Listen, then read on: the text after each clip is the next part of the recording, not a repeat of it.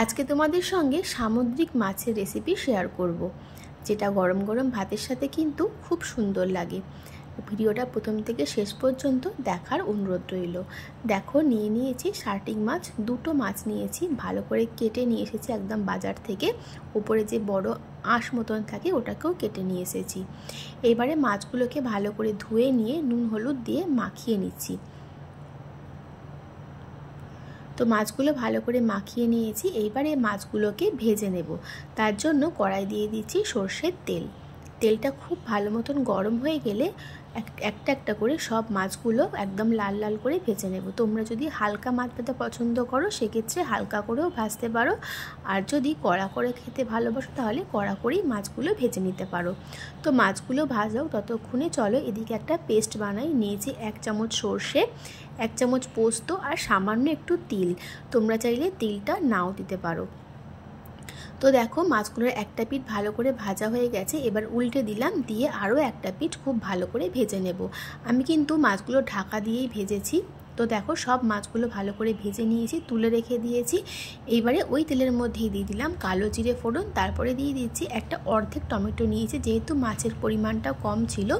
তারপরে কিছু গুঁড়ো মশলা দিলাম, যেমন হলুদ গুঁড়ো আর লঙ্কার গুঁড়ো, আর পরিমাণ মতো নুন। কোনো জিরে গুঁড়ো বা আদা ধনে গুঁড়ো কিছুই কিন্তু ব্যবহার করিনি, শুধু নুন লঙ্কা হলুদ ব্যবহার করেছি। তো মশলাটাকে ভালো করে কষিয়ে নিয়েছি, আর টমেটোটাও খুব সুন্দরভাবে গলে গেছে।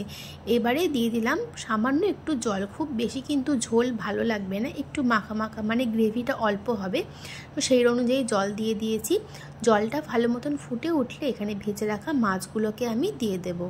ভেজে রাখা মাছগুলোকে দিয়ে 5 মিনিট মতন ভালো করে ঝোলের সঙ্গে একটু ফুটিয়ে নেব। তো দেখো, ভালো করে মিশিয়ে নিচ্ছি ঝোলের সাথে, আর মাছগুলোকেও ভালো করে একটু ঝোলের সঙ্গে 5 মিনিট মতন ফুটিয়ে নেব। তো এই সময় দিয়ে দিলাম 2টো কাঁচা লঙ্কা, সুন্দর একটা ফ্লেভারের জন্য। তো মাছগুলো দেখো ভালো করে 5 মিনিট ফুটিয়ে নিয়েছি। তারপরে যে সর্ষে পোস্ত বেটে রেখেছিলাম সেইটা দিয়ে দিলাম।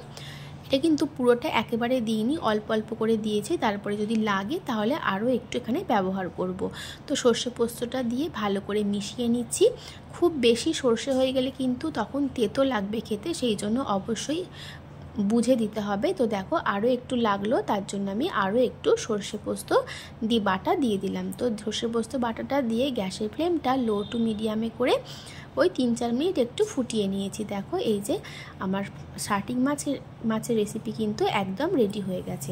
তো এইবারে ওপর থেকে দিয়ে দিচ্ছি 1 চামচ মতন কাঁচা সর্ষের তেল। কাঁচা সর্ষের তেলটা দিয়েই আমি ঢাকা দিয়ে দেবো, আর গ্যাসের ফ্লেমটা একদম বন্ধ করে দেব।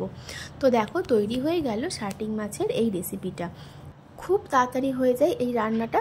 অবশ্যই কিন্তু তোমরা একবার ট্রাই করে দেখো, গরম গরম ভাতের সাথে কিন্তু খুব সুন্দর লাগে। তাহলে আজকের রান্নাটা তোমাদের কেমন লাগলো অবশ্যই কিন্তু একটা কমেন্ট করে জানিও। ভালো লাগলে লাইক করে দিও, বন্ধুদের সাথে শেয়ার করে দিও। আর যারা এখনও আমার চ্যানেলটা সাবস্ক্রাইব করোনি তারাও কিন্তু আমার চ্যানেলটা সাবস্ক্রাইব করে দিও। সবাই খুব ভালো থেকো, সুস্থ থেকো। নতুন কোনো রেসিপির সাথে আমি আবারও হাজির হব। তাহলে আজকের মতন টাটা, আর আমার পুরো ভিডিও দেখার জন্য তোমাদেরকে অসংখ্য ধন্যবাদ।